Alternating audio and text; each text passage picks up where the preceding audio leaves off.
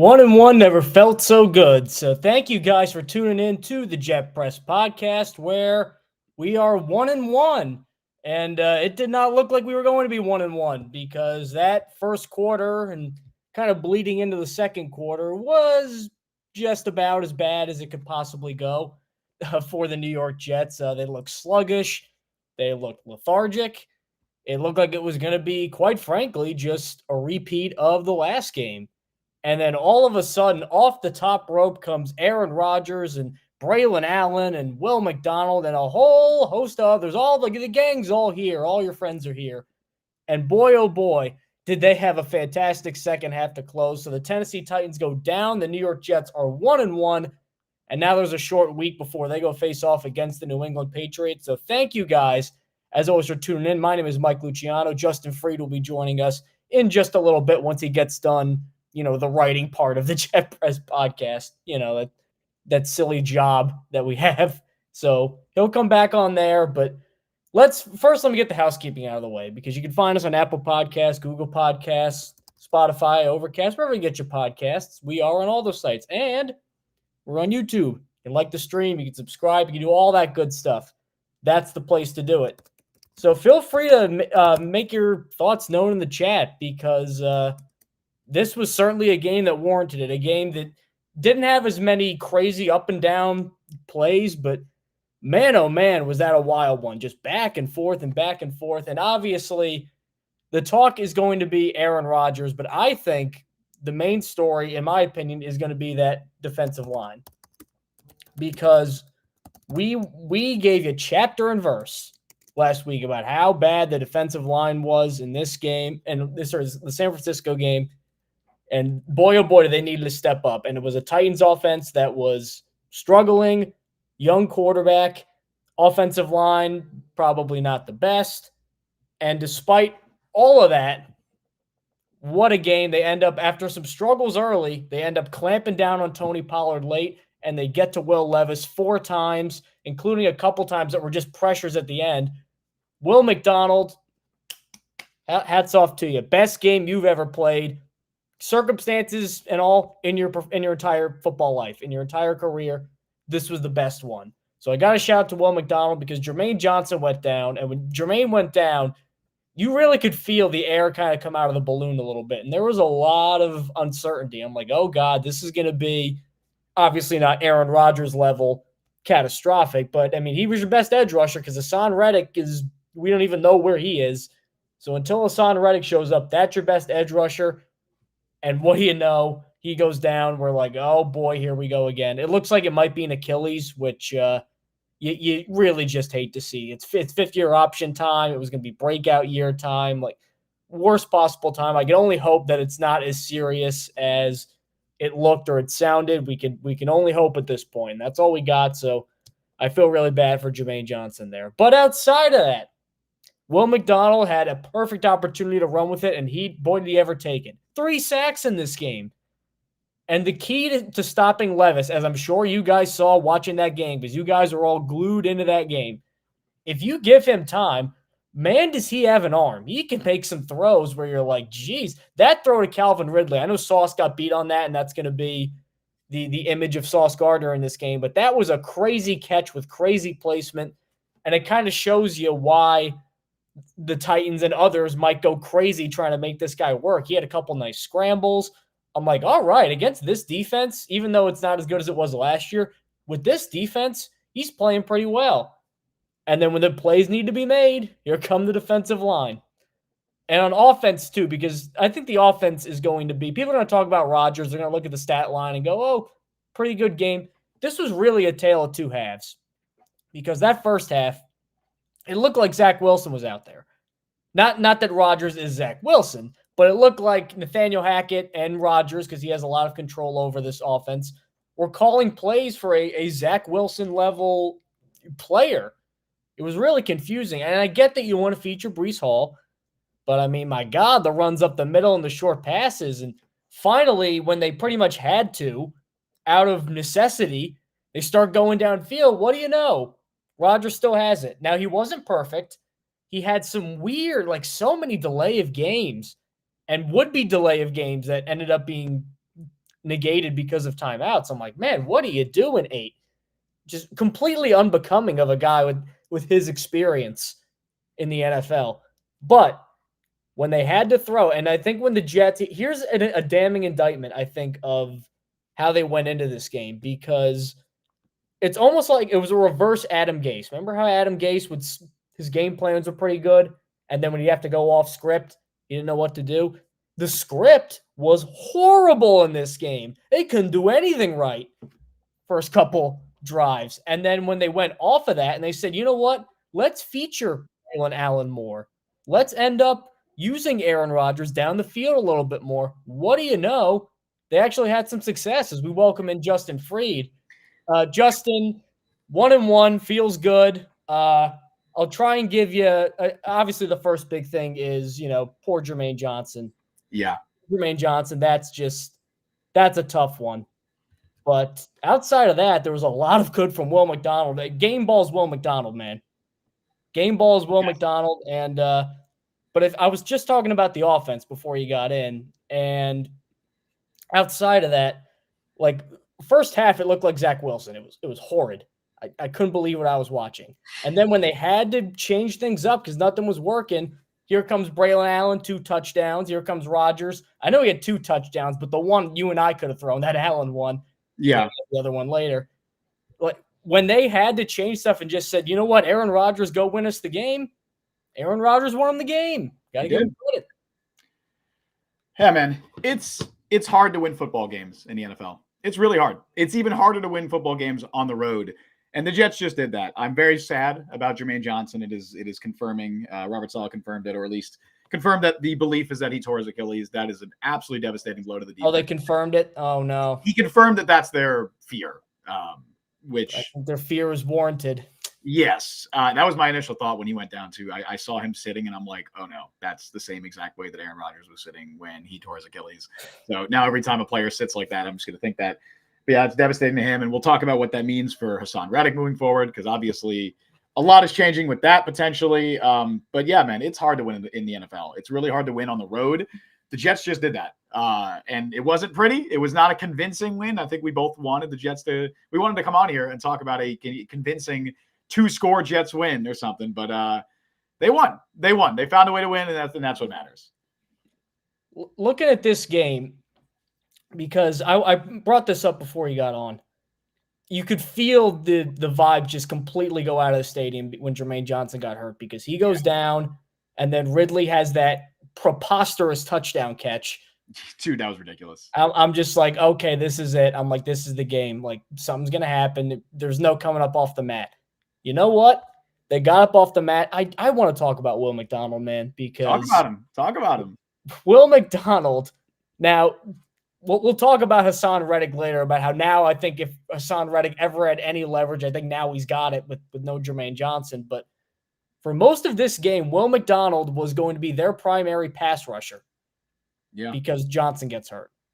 And I'm like, I don't know how we do against that. And I know it's a weak Titans offensive line, but he struggled against weak offensive lines before. 3 sacks. Yep. 3 sacks. He looked fast. He looked aggressive. That spin move still looks great. He looks strong, like that last one on Levis where he basically whips Petit Frere and then almost just drags Will Levis down, who was having a good game, by the way, I got to say. I know he had that. He did. He had that horrendous turnover in the red zone. And I know that sounds like outside of that, Miss Lincoln, how was the play situation? I get that, but yeah, he was having a good game, and Will McDonald shuts him down. Big plays when you need him to. If there were ever a game for the people to be like, hey, I'm a Will McDonald believer. Yeah. This is it. This is it. And I don't even want to like I feel like this isn't meant to I don't know. Maybe this isn't meant to disparage Will McDonald. I feel like it was like the quietest 3-sack game ever. And it's because all 3 of them weren't like. Man, you are stingy with compliments. No, Will McDonald was great. And he stepped up huge at the very end and is one of the biggest reasons the Jets won that game. But like the first one was a coverage sack. That wasn't, I forget what the second sack was, but the first one was a coverage sack. The third one obviously was one of the most important plays of the game, and he deserves significant credit for that. But it almost felt like until the very end, it was like, oh man, Will McDonald has 3 sacks in this game. That's crazy. I do think the defensive line played a lot better in this game. There were still some issues with with run defense at times, and I think that's going to be a persistent issue throughout the year, as we talked about in week 1. But the But it pass was rush, really early on, like pretty much after, Yeah. like pretty much midway through the second quarter. It looked like they kind of tightened up, for not to steal the nice. Titans fans' little hashtag there. But Nice. after the Levis turnover, it looked like the run defense kind of tightened up. Yeah, I do think it definitely did, and I was very encouraged by the pass rush. Again, brutal blow losing Jermaine Johnson, and we'll see what the Jets do about that. I don't know what they're going to do with this Son Reddick thing situation, man. That is the worst case scenario for the Jets, was Jermaine Johnson suffering a long-term injury, and now here we are. The worst long-term injury at that. Yeah, I know, and people. Do you want to get into the Jermaine Johnson stuff now? Because like I've seen some people being like, oh, he'll come back. Look at Rodgers and stuff. Like, look at Carl Lawson. I'm not going to sit here and say I think Jermaine Johnson's going to come back and be the same player. I have no idea. An Achilles injury is devastating, usually for two different positions, probably at the worst. I'd say running back and edge rusher might have it the worst of any position with that. And unfortunately, we've seen Achilles injuries derail the careers of a lot of edge rushers. And I think it's just awful timing for Jermaine Johnson too, because the Jets have to make a decision on his 5th-year option this offseason. And he made the Pro Bowl last year, had a good year. This year he was the guy, he was the focal point of that defensive line, or at least the edge rush group, and they were counting on him. And unfortunately now, I don't know where they go with him moving forward. And I definitely don't know where they go with the defensive line moving forward. They might have to get Hassan Reddick back in the building. And this is I don't think that the Jets and Joe Douglas specifically is one to react emotionally to situations, but this feels like a situation where they're in an all-in year. I know that I don't think they should pay Hassan Reddick long-term, but do you have a choice? That's the question they're asking themselves. I mean, I don't know if they had much of a choice before this, and around and around we went, and nothing really got resolved. Well, but now they did. I think they did, because they at least had Jermaine Johnson, and I don't think the pass rush was bad in this game. They didn't have to necessarily cave to give Reddick his contract, especially if no other team is willing to give him that same contract. Now, the Jets need him more than any team in the NFL, and he is on their roster. He is under contract. They have to figure something out. You know what? You've already won enough. You could write it off as, he lost $8 million of his own accord with no one else telling him to. You could write that off as, hey, we stood our ground, and then we still ended up getting him in. If you want to do. If everybody's that concerned about winning and losing this PR battle, you could sell your fan base on that. Like, hey, this guy didn't really win. He lost $8 million in fines. But my real concern is I just don't want to pay a 30-year-old pass rusher into his like a 4-year contract. I don't want to do that. I especially when you drafted Will McDonald, and now Will McDonald just had a really good game, and you want to build around him. Jermaine, I guess you could say maybe the future is uncertain with Jermaine Johnson now, and that could justify paying Hassan Reddick. They could do that. If they do pay Reddick, it's bad news for one of or both of Jermaine Johnson and Will McDonald. Well, I will say this, though, to people who are like, oh, Rodgers came back. Who sprints more in a game? Aaron Rodgers or Jermaine Johnson? Of course. And Rodgers does not look the same. Like, we can be completely honest with ourselves and say even 2022 version of Rodgers, which was slowing down in terms of mobility compared to where he was earlier in his career, he looks significantly more mobile than 2022 Rodgers. And that's okay. So some of it is going to be rust. Some of it is him working himself back into shape, but some of it is also he's 40 years old and coming off an Achilles injury. And I think it's very obvious. He doesn't look shot like Kirk Cousins does. Like, he's not completely done, but he's very immobile. And that's okay. You could win with that. I mean, again, the Bucs won with Brady, and the Broncos won with the shell of Peyton Manning, but Manning was good before he completely fell off a cliff with Denver. Like, you can win with an older, immobile quarterback. Just a couple things have to be, a couple things have to happen. One, your pass protection needs to hold up. You need to be able to keep them upright. The Jets pass rush or pass protection, for the most part, has been good through 2 weeks. It was really good in week 1. I thought it was pretty good again today. And Rodgers needs to adapt his game and be great at the other things. Like, he needs to be Aaron Rodgers at everything else if he's not going to be Aaron Rodgers in terms of escapability anymore, because that was a big part of his game that is now seemingly gone. But I don't know. That's the concerning part, though, is Brady and Manning. Like, Brady and Manning never ran. They never had to adapt their games. Mm-hmm. Rodgers has to. Exactly. On the fly at 41 in December. You're not wrong. And that was such a big part of him. Not that he's Lamar Jackson, but scrambling, biding time, throwing 40 yards. Like, I don't know if he's going to be – he might do that occasionally. He's certainly not going to do that. Like, he had a couple scrambles in this game, but not really anything – Yeah, no. Anything noteworthy. But I will say, though, talking about Rodgers, because that was one of the negatives. He looks very immobile, and he can't get the playoff quick. That had to be 3-4 times in that game. Yeah. It was really bizarre. And that wasn't, I know everybody likes to blame Saleh and Hackett. Like, that's not a Saleh Hackett thing. It's two things about that. One, yes, Nathaniel Hackett has been very late. Like, that's been a problem with him throughout his career. It was a big issue with him in Denver, relaying the play call late. That has been an issue for him. And it's also sneakily been an issue with Rodgers throughout his career. Like, he's actually had a decent amount of delay of game penalties, but you just cannot have that happen. Like, that is on Rodgers. He needs to be aware of the clock. And hopefully that was just like a 1 week thing, and that's not an issue moving forward. They had one of those last week too, where they had to burn a timeout. I'm pretty sure because of a delay of game. And this happened 4 times. They wasted 3 timeouts in this game and then took 1 delay of game penalty because that's happening. And sure, some of that might be on Hackett relaying the play call late, but some of it was also Rodgers just not being aware of the clock, like not even trying to hurry it up when the clock's ticking down. Like that is on Rodgers, but. Yeah, I don't want to be too hard on him. I think on that last drive, the one thing I want to point out, that game-winning touchdown drive, there was multiple plays there where Rodgers checked out of a Hackett play call. Like, he was doing that all the time throughout the game, which again, that's been a staple of Rodgers throughout his career, and that's why he loves Nathaniel Hackett's offense so much. Because that's honestly why everybody was like, "Oh, basic Hackett stuff." Like I mentioned earlier in the game, that it felt like they were game planning for like a Wilson type quarterback. Yeah. And they weren't trying anything. But I can't get fully mad at Hackett because we know that this is Aaron Rodgers at the end of the day. Who knows how many plays of those runs he probably checked into.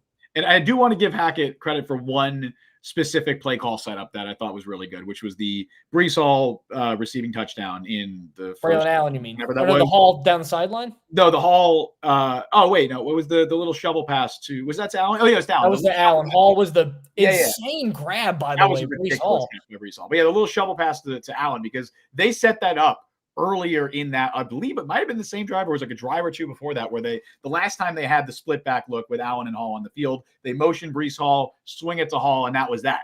They do that again later in the game, like a couple drives later. They do the split back look, so the Titans are already looking out for that motion with Breece Hall. They send Hall in motion, fake the swing, and again, the defense is expecting virtually the same thing because they saw that the last time they saw this look, and instead you fake the swing and then a little shovel pass to Braylon Allen, who runs in it for the touchdown. I do think that was very nice, very nicely set up by Nathaniel Hackett. I know people have been like, "Oh, Rodgers made those play calls." No, that was a very schematic. Rodgers makes all the good ones. Hackett makes all the bad ones. This was clearly a setup play by Nathaniel Hackett, who set it up earlier in the game and then capitalized on it later in the game, and it was very well executed by the Jets.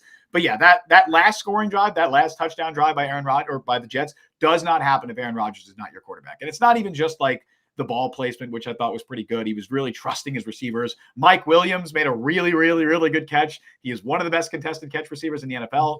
I thought Allen Lazard had his moments in this game, and he had a chance. He looked a lot better than last year. Now, Wilson to Rodgers will do that, but yes, it's just like his mindset. I feel like he's just more happy. He's happier to be out there. Like, he's more motivated since Aaron Rodgers is throwing the balls. But the 2 plays that Rodgers checked out of that were massive on that last drive. There was one that was like 3rd and 1 earlier in that drive where it looked like the Jets were probably just going to run it up the gut because that's Nathaniel Hackett for you. Instead, Rodgers checks out of it, sees that Garrett Wilson has one-on-one press coverage on the sideline, just chucks it basically to only where Garrett can catch it. Wilson makes a good adjustment, turns his body around, gets his head around, and makes the catch. That was 1. And then, of course, 2 was that touchdown run with Braylon Allen that won the game for the Jets.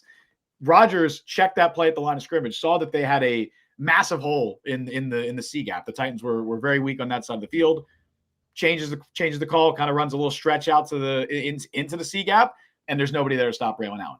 That's Aaron Rodgers. And even if the other stuff isn't there, even if the escapability is gone, even if the mobility isn't there as much, even if the ball placement wasn't perfect at times, and I thought he had happy feet in the pocket, kind of looked a little rattled at times, especially earlier in the game. Those are the reasons that Aaron Rodgers is still Aaron Rodgers. And as long as he's doing that, the Jets can win football games this year. If you want to do kind of like a pros and cons thing, if you want to look at the offense, cons, I thought the offensive line was okay, but worse than it was last week. I agree. I think Harold Landry got home a couple times. The run blocking was better. Run blocking was better. I think Morgan Moses, I think he was the worst of the 5 today. Maybe I'll have to look back. It was a low bar to clear because the run blocking. Because both of them were Landry. Both of Landry's sacks were him, I think. Yes. Oh. The one where he was sacked towards his end zone, I feel like some of that was just Rodgers, one, lack of escapability at this stage, and two, is just like via bad pocket presence. Like he even sensed Landry behind him.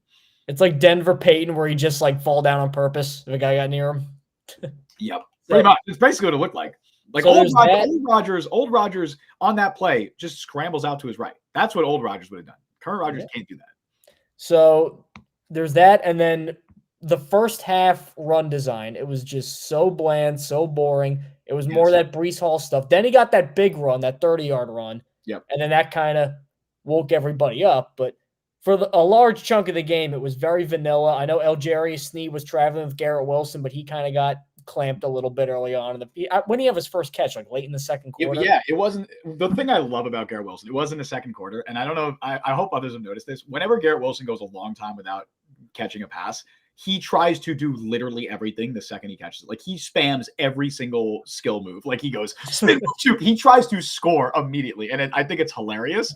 But and he only does that when he goes like a quarter and a half without a catch. And he's like, okay, now I have to score. Now that I have this, like I have this target. Garrett Wilson reminds me of like, you ever play like pickup basketball with like one of these guys and like a hot girl will walk in and then he starts doing like between the legs and pulling up from 30 feet, like all these dribble moves, like just doing nonsense that's not affecting the play, but it looks cool. Just you're not slick, we know what you're doing. But that's Garrett Wilson in those situations. Positives though, golf clap for Braylon Allen. I know Malachi Corley got his first touch, his singular touch early on, but Allen was the star rookie. I mean, 60-something yards from scrimmage, 2 touchdowns.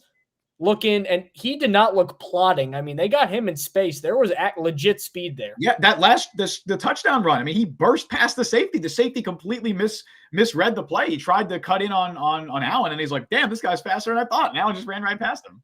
And he's 6'3". He's not going to be Derrick Henry, but he reminds me a lot of James Wilder, Senior, who used to play for the Bucks. Wow. He was also 6'3", 225, had some speed to him.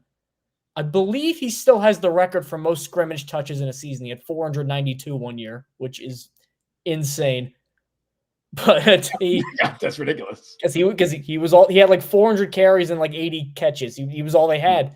But that's who having seen him play a little bit, that's who he reminds me of. A big upright guy, but he has some speed if he can break it to the outside. Defensively, Sauce Gardner, not his best game, but no, definitely not. Definitely not. The bar is so unbelievably high. I want to just I think he allowed 4 catches in this game, which if that's true, the last time Sauce Gardner allowed 3 catches in a game was week 5 of 2023. That was the last time he allowed 3 catches. He hadn't even allowed a singular catch since week 16 of last year. So look, everyone is going to have a bad game. It happens.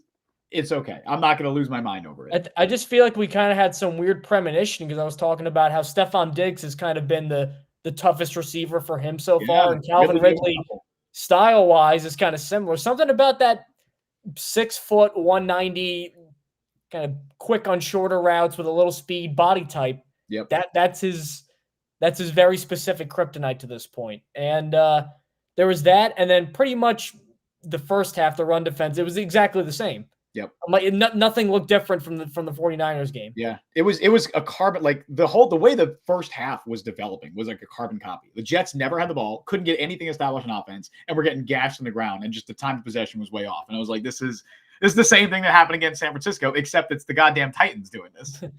By the way, too, Vikings crushed them. They don't look so mighty and invincible now. I said it on Twitter. It feels weird right now living in a world where Sam Darnold has looked considerably better than Aaron Rodgers through 2 weeks. And I understand that ignores context. I understand there's a lot more to it than that. And a lot of that is also just praise to Darnold, because I don't think Rodgers has looked necessarily bad through 2 weeks. It's just weird to see Sam Darnold is playing at an extremely high level, the highest level he's ever played at in his career. So good for Sam. Good for Darnold. And in terms of cons, I don't think that I didn't see the kind of bad game I would have expected from Levis. I know he had these 2 bozo-brained, horrific moments, but for a lot of it, he was in command. And I don't like to see that from a quarterback who can get rattled very easily. So we got lucky because it was Will Levis, and there were a couple of moments when you're like, oh, geez. But when you're playing Josh Allen, and if he's healthy, Tua, we don't even know at that point, but when you're playing those guys in the division, when you have to go play other playoff teams, the level of defense they play today, I don't think is going to carry them. Agreed. And that's a little concerning. But again, 17 points, and pretty much the second half, they didn't really get anything going outside of the freak Ridley catch. But in totality, a little nervous. That's all I can do. I don't want to be too downtrodden on a victory day, but there's some nerves. It's so funny how the entire narrative of the team changes based on like one or two plays. Like if the Titans, if Will McDonald doesn't get that sack, say Will Levis escapes and then finds someone open in the end zone, then they go for 2 and win the game. Everything changes. We are discussing like our entire tone changes here because there were some genuine, like pretty big concerns with this Jets team today. Like it was not a convincing win. Again, the first thing I said was, I wish we were able to come on here and talk about a convincing handled win. Like they handled business. They won by 2 scores against a bad team on the road, admittedly on the road. And also, I don't know if the Titans are as bad as people thought they're going to be. Like no, they're pretty good. Yeah, they played pretty good for an 0-2. I mean, they didn't give up any offensive points last week. Yeah. First half, they really didn't allow Jets to do anything. Yeah. You could argue they've lost both of their games just because of special teams breakdowns. Like they've had 2 block punts. Like that has contributed to why they've lost their first 2 games. Like Will Levis is Will Levis at this stage. He is basically worse Josh Allen, which is a compliment to him because Josh Allen is great. He's going to try and do all the shit that Josh Allen does. And sometimes he's going to do it like that throw to Ridley, which the touchdown, I don't know how, there were like 3 throws that Levis made in this game where I'm like, oh my God, like how did he even make that throw? And even the throw that was picked off by Eccles, it was a good ball. It was a stupid decision because it was double coverage, but it was a good ball. He's going to try and make plays that he probably shouldn't. And sometimes it's going to work and sometimes it isn't. But when they do work, the Titans have a chance to win games. And unfortunately, he's one of those classic guys where you always hear like, oh, he's either going to be great or everybody's going to get fired. I hear that a lot, but he's one of those guys where even if he went down with the ship, I'd be like I get it. It's like, I can see why people would go nuts trying to make this guy work because when he does, you're like, oh my goodness, we got him. Then he'll just flip the ball to the Jets at the 10-yard line for no reason. And Brian Callahan literally on the sidelines, what the fuck are you doing? Screaming at him. That is the Billy Jeans experience in a nutshell. It's the same as Anthony Richardson. And I get why, teams in the AFC South are trying to find quarterbacks because you got to compete with CJ Stroud. You got to compete. Trevor, I didn't see any of the Jags game, but I saw Trevor Lawrence had 16 passing yards at a point in the third quarter. He ended up with like 220. What happened? What was that? I didn't see what happened. Literally, I watched a couple, like I had Red Zone on in the background, and it was literally drop back 3 steps, avoid pressure, throw. And it was raining too. We got a great quote here, by the way, from Aaron Rodgers. They asked Aaron Rodgers how it felt like to get his first win with the Jets, and he said, technically, it's my second win. So that's a great one. Aaron Rodgers now 2-1 as a starter with the Jets. Yeah. There you go. He contributed a lot to that Buffalo win. I know that much. Let's go do chat for a little bit. We haven't done chat a lot. Thank you guys for tuning in on YouTube or Facebook. Brandon R. We're going to go back a little bit and work our way down. Good red zone O, at least a positive. Yeah, what was the red zone conversion rate? Let's see. It was red zone 1 of 2. Okay, but I mean, I did like some of the creativity there. Yeah. So there was that. This is Craig Brown. Just pay the man. I assume Hassan Reddick. Yeah. We're getting to that point. They might have to. I don't know if it's not as simple as just pay the man because there's a long-term ramification. Like if you pay him, someone's getting the boot eventually. Like another player on your Jermaine Johnson, whoever it's going to be. Like you can't just pay the man, but they might have to. They might not have a choice at this stage. Yannick Gordon. I don't want to be too negative, but I'm going to be negative. But through 2 games, I don't feel any confidence in this team. I mean, I don't really either. I don't think I'm not super confident in the state of the Jets at the moment, but they won. I'm happy they won. Well, I mean, am I confident that they can beat the Patriots? I don't know. It looks like it. I'm confident that they should beat the Patriots. I guess it's all subjective, really, if we're doing that. But yeah, I could confidently say that they are a better team than the Patriots. I don't know if they're going to, or at least they're more talented than the Patriots. Brandon again. I want to see more hurry up so he can do what he wants to at the line. Like that was the thing that drove me crazy about Hackett too. Was whatever marginal success Zach Wilson had, like last year or whatever. Like it was hurry up stuff. Remember that Chiefs game? A lot of hurry up stuff. Yeah, you're right. It seems like that worked for whatever reason. It doesn't always work in every offense. In his, it seems to work. Rodgers and Wilson, it seems to work. Why not go tempo a little bit more? Is it Rodgers related? Does he not want to do it? I don't know. I'll say this week, at least early on, I don't blame them for not doing it, given how little they had the ball in the first week. I think they were just trying to maintain possession, because the last thing you want to do after you just struggle to maintain time possession is go hurry up and then go 3 and out, going hurry up, or like, go, have 1 first down and then go 3 and out after that. Like you want to at least control the clock a little bit. So I get wanting to go up tempo, and I think that is something they can mix in, but I think they also just wanted to establish time possession first. And I understand that. Matthew P. Jr., PJR. I'm going to go P. Yes. Jr. One positive thing, no turnovers. Yes. They won the turnover battle. And usually when you win the turnover battle, you win football games. Okay, Kirk Ferentz. All right. Is that what Kirk Ferentz would say? The former Iowa. Yeah, because he's just a very complimentary football. It's true, but is he still Iowa's coach? Yeah, he had to fire his son as OC because his son sucked. That's brutal. He had, going off topic, his son, because it was like a conflict of interest thing and legally they couldn't hire him because the laws there. They made it so that the OC had to report to the president of the university, and they put a clause in his contract that said, if we don't win, I think 8 games and average 25 points a game, then you're out of here. And they didn't, so they got him out of here. That would be like if Brian Callahan fired Bill Callahan, except reverse. Yeah, but it'd be like if they had a clause in his contract, like the Titans have to go 8-9 or you get fired. And then that'd be ridiculous. Travis Raymond, my Jets can't hack it. They did today. Nice. They did today. They did. They did. Travis, again, how much say do you think the players have on the defense, or are they completely coached by every step they take? CJ Mosley, I know. It sounds like, by the way, CJ Mosley update. Saleh said that they expect him to play on Thursday, or at least they're hopeful, which means he's not going to play Thursday. So he's going to be out for 2 months. That means he's out for the season. So, but Mosley, I know, has a lot of authority on defense. He's allowed to change plays, and he does it quite a bit. I don't know how much authority they'll give. I don't know who's actually, if Mosley doesn't play, it might be Chuck Clark. Chuck Clark, I know he wore the green dot a lot in Baltimore. He was a defensive, not play caller, but he was the guy who relayed the play call to the defense a lot in Baltimore. I don't know if they'll have him do it. They might just give it to Quincy Williams, but we'll see. And then Brian Sternbeck, Reddick isn't playing in September, even if he signs tomorrow. I mean, he's certainly not playing in the New England game, so there's going to be at least one game that you're going to have to get by without him. Now, granted, Patriots, also terrible offensive line. So if there's ever a game for Will McDonald to sustain his hot start, then this is the game for that. By the way, Patriots went to overtime. They and they lost just like that. Just like that, by the way. The Jets are now, I think they might be technically considered second place in the division, right? Because they would have the tiebreaker in division record, because they haven't lost the division game. The Dolphins have. And they should have the tiebreaker in conference schedule, because they're 1-0 in the conference. And they're 0-1 in the NFC. So I think they're technically second in the division again, just like that. Small victories. Yes. Now, I want to do kind of like a little bit of a look ahead, and also a little bit kind of like a state of the Jets union here, because I think expectations have definitely needed to be recalibrated.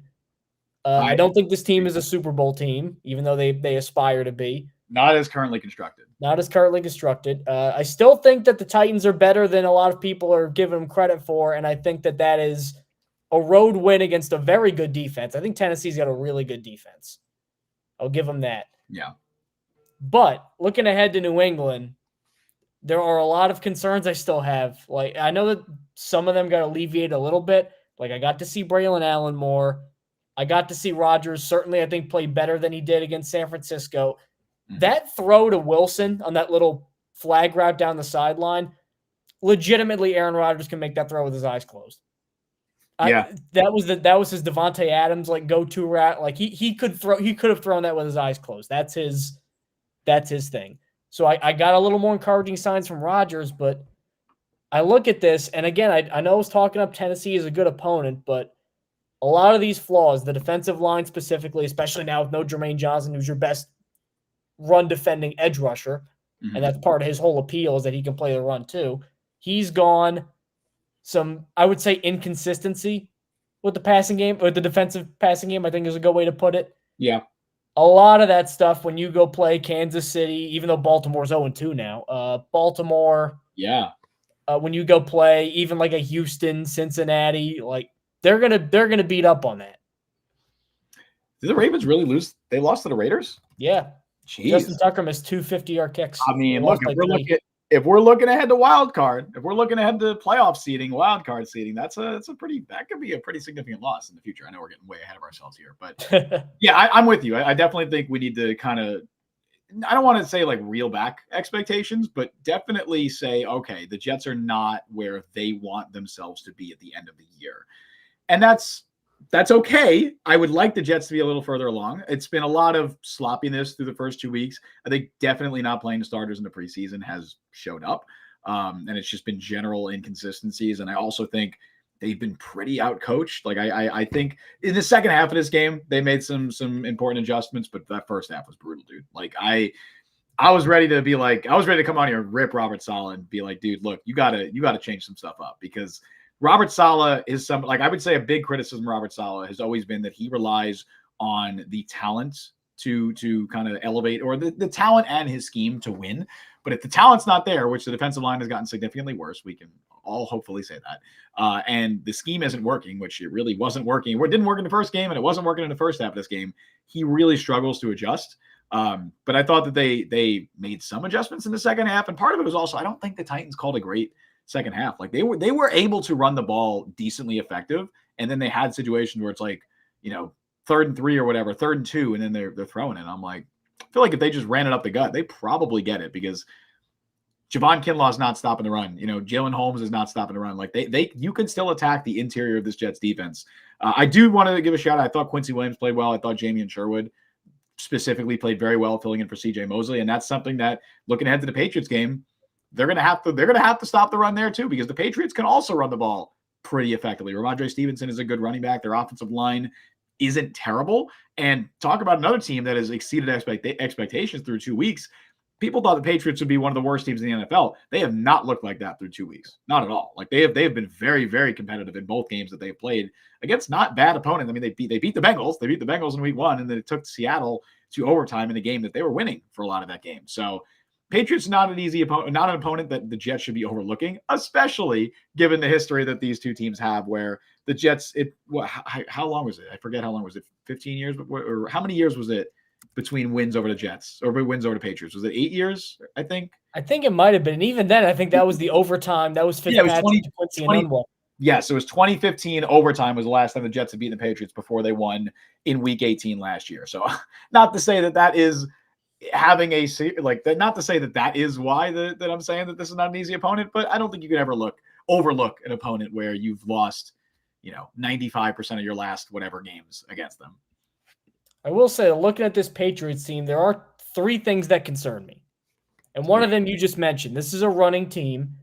Antonio Gibson had 100 yards on 11 carries today. And they got Ramondre Stevenson. So and they do a lot of 6 linemen. This is Gerard Mayo, old school bully ball football that they're playing, at least until Drake May starts. We don't know when that is. Number 2, and this is scary, New England may have their own Sauce Gardner in Christian Gonzalez, because he's great. He gave up like 2 catches for 10 yards today. He was locking guys down. The fact he got out of the top 10 was a sin, let alone 17. Commanders pick Emmanuel Forbes, who's like my weight, and I'm the skinniest person ever. They pick him over Christian Gonzalez. I couldn't believe that. And then, so that's number 2, because obviously Garrett Wilson, as we've seen, very, very good receiver, but I don't think he's Justin Jefferson, Jamar Chase, CeeDee Lamb matchup proof just yet. Mm-hmm. He's close. Tyreek Hill, he's close, but Snead had the clamps on him for that whole first half. And really, until they forced him the ball, because nothing was working, that's what really woke him up, because he was not getting open a lot. Obviously, he's good. I don't want this to come off as Garrett Wilson slander, far from it. I love the guy, but there's that. And then number 3, Jacoby Brissett's going to play. He was really good against this Jets defense. Now, Sam Howell was awful, and Jacoby Brissett, he's not a remarkable quarterback, but who takes what the defense gives him at a high level more than Jacoby Brissett? And that's what the Jets want you to do. And he almost led a big comeback in that Washington game. Now he's with New England. I get the receivers are not as good, but he beat Joe Burrow. Why can't he beat this Jets team? the Jets thrive against quarterbacks like Will Levis, like Josh Allen, guys who take chances and try to force big plays. And that's what they want you to do. They want you to take shots against this defense. They want to set you up in 3rd and long where the pass rush can just pin their ears back and get after you. And finally, that was working this week. I think that it didn't really work in week 1. And it didn't really work in the first half of this week, but it ended up working in the second half. But yeah, Jacoby Brissett is a quarterback who we've seen him have success against this defense because, like you said, Mike, he takes what the defense gives him. He is in a lot of ways. It's weird to say that he's the kryptonite kind of this Jets defense, but his play style absolutely is. They are much better matched up against a guy like Josh Allen, who's going to force plays, who's going to take chances, and they might be able to create turnovers that way. Whereas Brissett takes care of the ball, is very safe, a lot of underneath stuff, and the Jets defense has shown that they are susceptible to a lot of underneath stuff. I mean, that was killing them in the 49ers game. It was all underneath stuff against them for the most part. Titans took a lot more shots in this game, and it worked out a couple of times, but it also resulted in an interception and a couple of just incompletions. So, yeah, I would be concerned about that as well. I don't know. We'll see if the defense can hopefully, I don't want to say bounce back because they were better in the second half here, but bounce back and kind of get revenge after what happened with Jacoby Brissett last year. I will say, though, imagine, though, what would have happened. So imagine the Titans win this game. Mm-hmm. And the Jets are 0-2.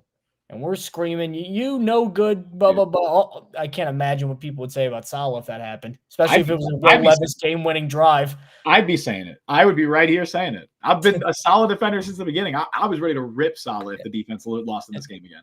And then imagine them being 0-3 against New England.